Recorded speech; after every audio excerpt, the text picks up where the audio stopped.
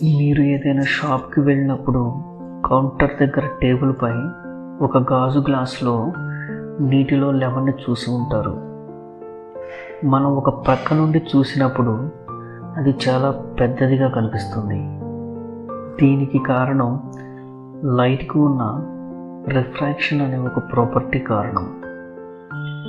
Refraction అంటే light ఒక medium నుండి వేరొక మీడియంలోకి వెళ్ళినప్పుడు అది దాని డైరెక్షన్ని చేంజ్ చేసుకుంటుంది.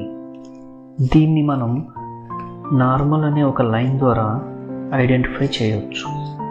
నార్మల్ అంటే ఈ టూ మీడియం సర్ఫేసెస్కి పర్పెండిక్యులర్గా ఒక లైన్ని డ్రా చేస్తే దాన్ని నార్మల్ అంటారు.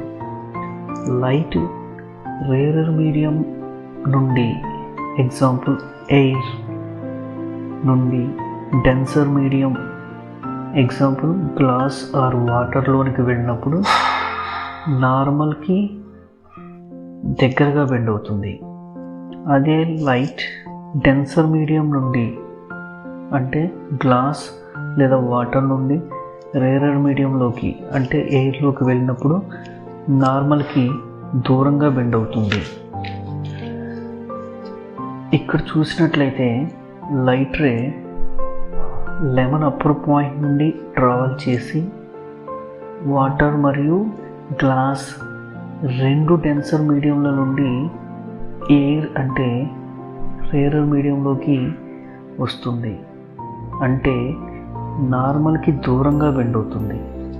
ఇక్కడ రెండు డెన్సర్ మీడియం నుండి వస్తుంది కాబట్టి ఇంకా ఎక్కువగా బెండ్ అవుతుంది.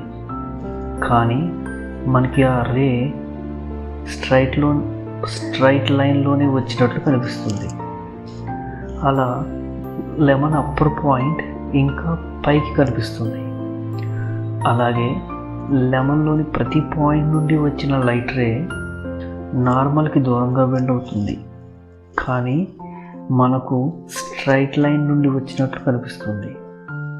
సో లెమన్ యాక్చువల్ సైజ్ కన్నా పెద్దదిగా కనిపిస్తుంది. Thank you friends.